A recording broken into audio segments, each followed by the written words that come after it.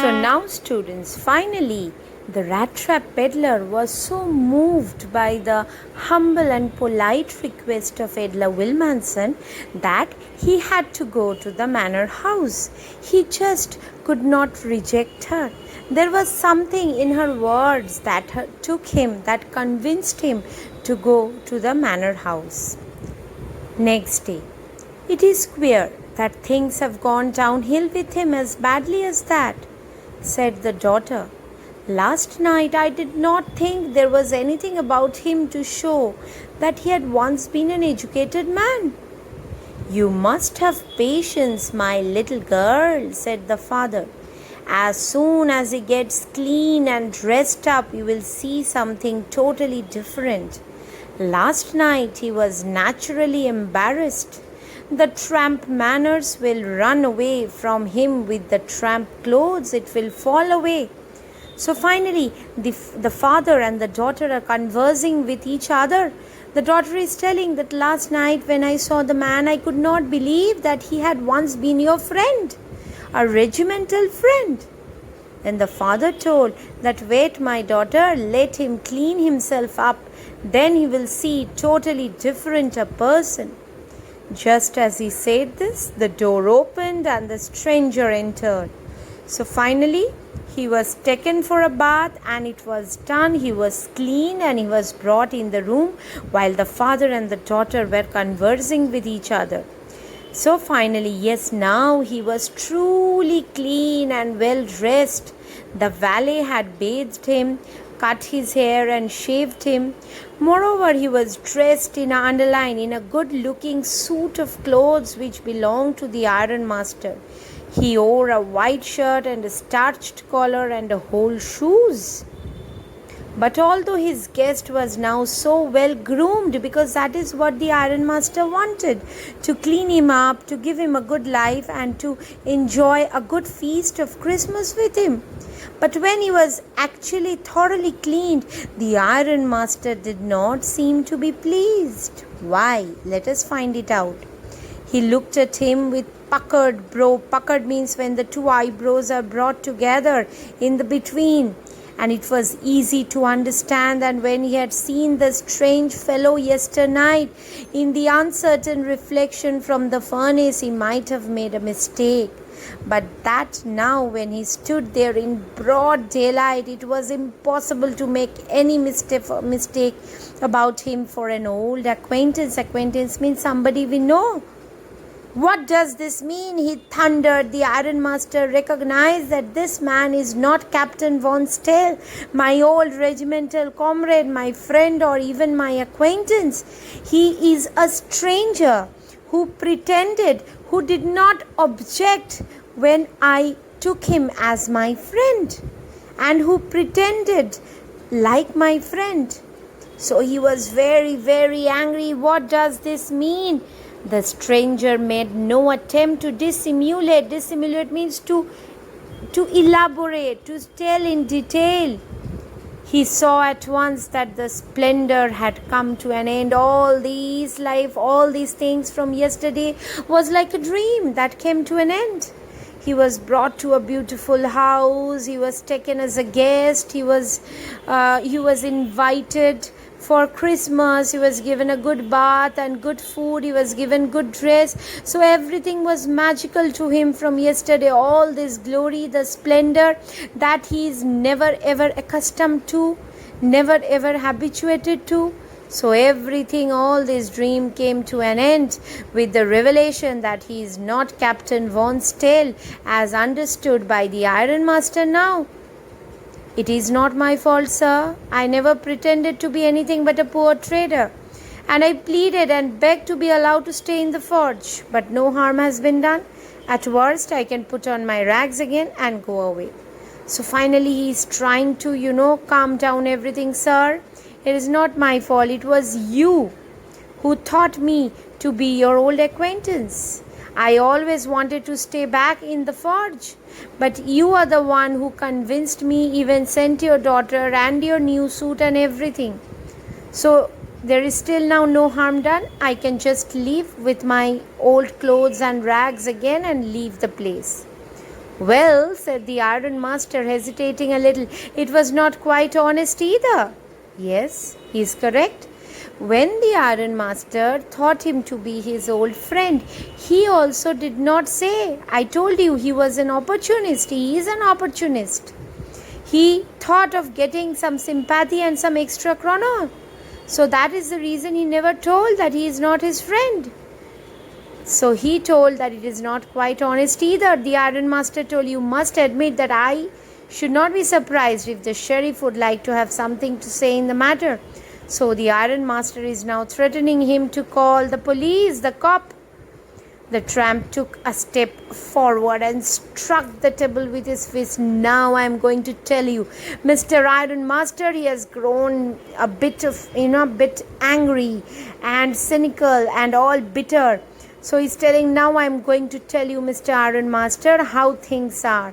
This whole world is nothing but a big rat trap. All the good things that are offered to you are nothing but cheese, rinds and bits of pork set out to drag a poor fellow into trouble. And if the sheriff comes now and locks me up for this, then you, Mr. Ironmaster, let me tell you a kind of a curse on this Christmas Eve. Mr. Ironmaster must remember that a day may come when you yourself may want to get a big piece of pork, and then you will get caught in the trap. The ironmaster began to laugh. So he became angry, he became bitter and started telling that, listen, I knew this. I knew this is life. Life is all about tempting you to step forward in temptations, and then life is just going to ruin your total existence. And he told, and if you do that today to this to this poor man, trying to get a good bit of life, then a day may come that the same thing may happen to you. The ironmaster began to laugh. That was not so badly spoken. Perhaps we should not call the sheriff on Christmas Eve, but now get out of here as fast as you can. And he opened the door. But at that point, the daughter said, I think he ought to stay with us today. And she closed the door. What in the world are you doing? Said the father. The daughter stood there quite embarrassed and hardly knew what to answer. Very important lines, underline. Edla Wilmanson's character comes out from here. She is a humble and a polite lady. She is also very sympathetic. Her heart is full of love and compassion for poor people. That morning she had felt so happy. She was hospitable. She had felt so happy when she thought how homelike and Christmassy she was, going to make things for the poor hungry wretch. She got an opportunity to serve this poor man. On this Christmas, she was feeling good. She was spreading love. She could not get away from the idea all at once, and that was why she had interceded. Interceded means to interrupt in between for the vagabond. I am thinking of this stranger here, said the young girl. He walks and walks the whole year long, and there is probably not a single place in the whole country where he is welcome and can feel at home. Wherever he turns, he is chased away. Always he is afraid of being arrested and cross-examined. I should like to have him enjoy a day of peace with us here, just one in the whole year, Father, in this Christmas.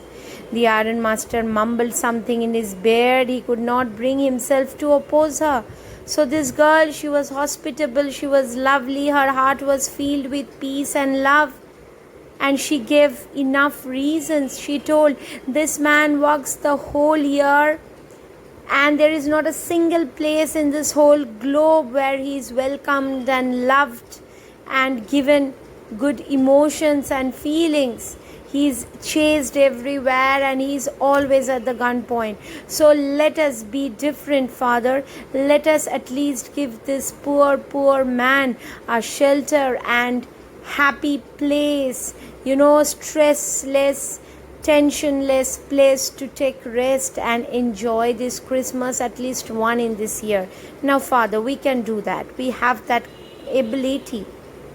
It was all a mistake, of course, she continued, but anyway, I don't think we ought to chase away a human being whom we have asked to come here. We have only invited him, and now that everything is clear, we just cannot turn him away in this Christmas, and to whom we have promised Christmas cheer and dinner and party and enjoyment, company. You do preach worse than a parson. Parson means, you see, lawyer, said the iron master. I only hope you won't have to regret this letter. The young girl took the stranger by the hand and led him up to the table. Now sit down and eat. She could see that her father had given him. The man with the rat trap said not a word. He was just astonished with the girl's behavior. He only sat down and helped himself to the food. Time after time, he looked at the young girl who had interceded for him. So he kept on thinking, this girl doesn't know me. She is born into a high family, yet she has such emotions, such pity and sympathy for me, for any person. She's such a nice girl. She's such a sweetheart.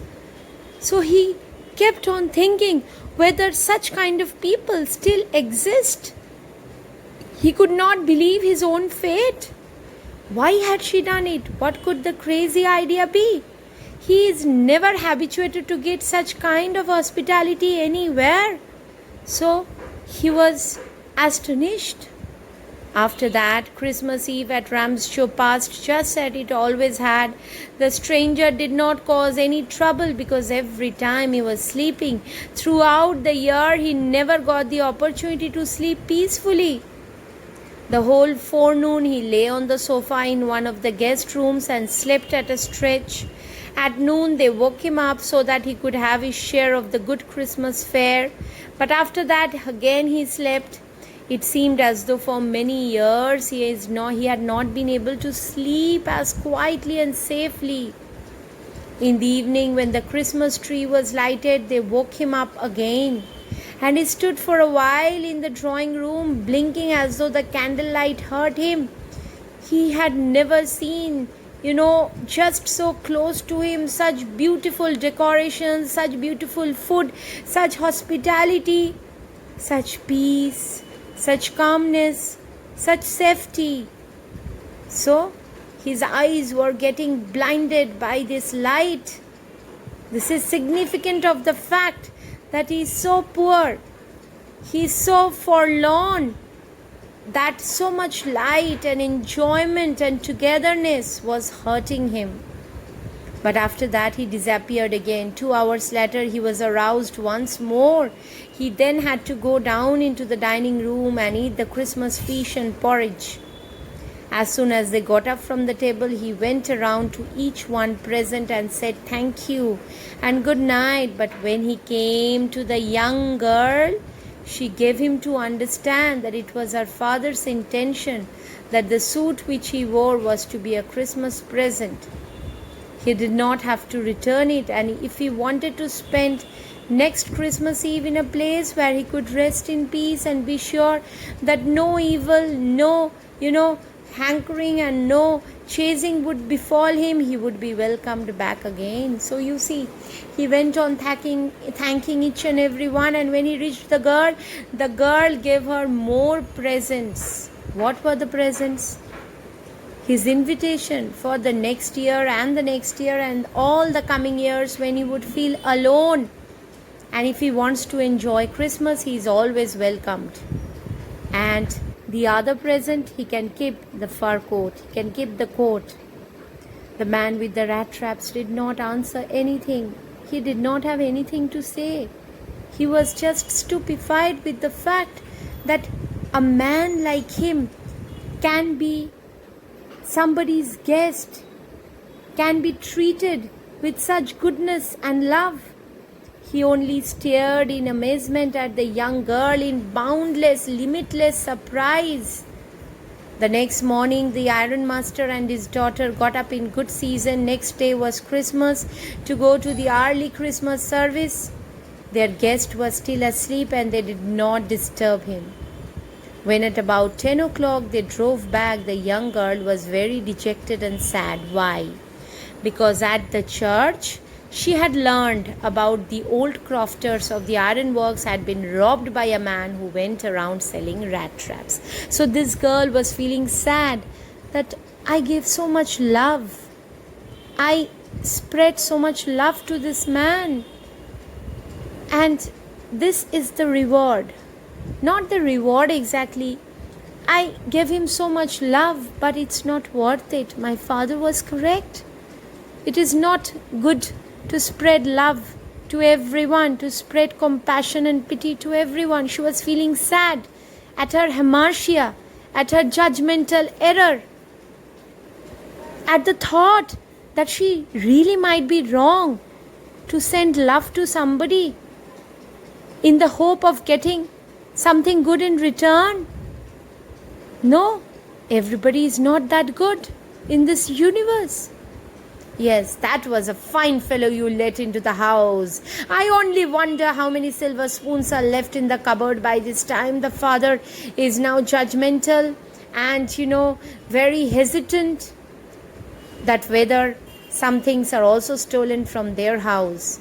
The wagon had hardly stopped at the front steps when the ironmaster asked the valet whether the stranger was still there. He added that he had heard at church that the man was a thief. The valet answered that the fellow had gone underline and that he had not taken anything with him at all. On the opposite, he had left behind a little package for Edla, was to be kind enough to accept as a Christmas present. The young girl opened the package, which was so badly done that everything was open at once. She gave a little cry of joy. What was inside the package? She found a small rat trap, and in it lay 3 wrinkled 10-kroner notes, the same notes that he had stolen from the crofter. He had returned it. But that was not all. In the rat trap lay also a letter written in large, jagged characters. What was written in the letter? The letter: Honored and noble miss, since you have been so nice to me all day long, as if I was a captain, I want to be nice to you in return, as if I was a real captain. For I do not want you to be embarrassed at this Christmas season by a thief. But you can give back the money to the old man on the roadside who has the money pouch hanging on the window frame as a bait for poor wanderers. The rat trap is a Christmas present from a rat who would have been caught in this world's rat trap if he had not been raised to captain, because in that way he got power to clear himself. Written with friendship and high regard, Captain Vaughan's Tale. So you see the letter. Since you have been so nice to me, and that had transformed me, you had given me respect, knowing that I am a stranger and I can be anyone. I can be a thief, and really I was a thief, and I would have been still now a thief if you wouldn't have helped transform me with all your goodness, hospitality and love. If you wouldn't have given me respect and made me a captain. I don't want you to get sad by a thief in this real Christmas when you had shared so much love and joy with me. You have given me so much respect by making me a captain, and I want to give it back to you in return, the same respect and love. And that is the reason I want to return the money that I had stolen from the old man. And the rat trap here, it is a Christmas present from a poor person who is similar to a rat. I don't have anything else to give.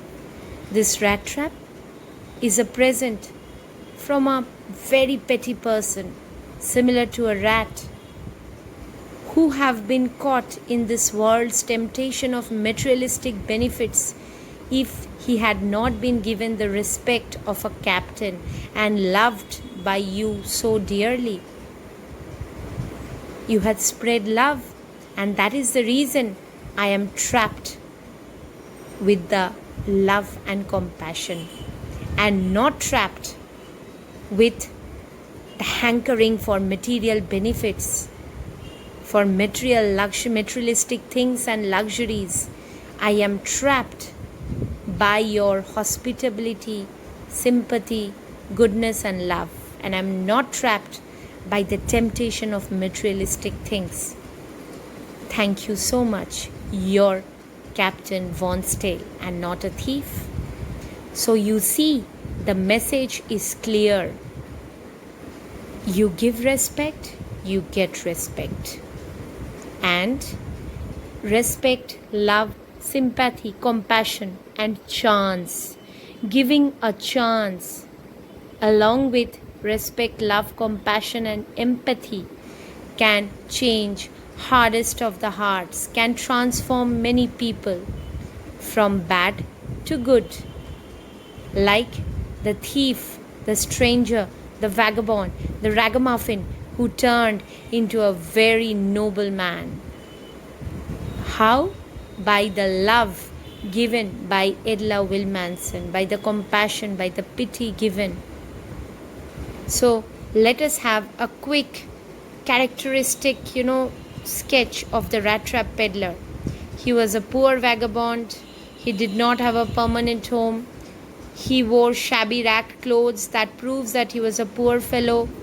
He used to sold rat traps to earn a meagre livelihood. At times he resorted to petty thievery. It shows that he was immoral. He was poor. He considered the entire world as a big rat trap, so he was philosophical.